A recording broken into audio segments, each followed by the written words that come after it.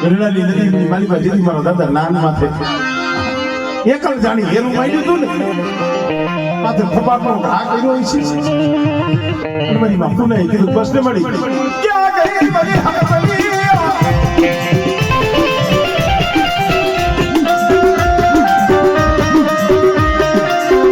મને એ આ વસ્તીની માલિકા આમ જો કોઈ કોઈ પોલીસે જોતો ખરી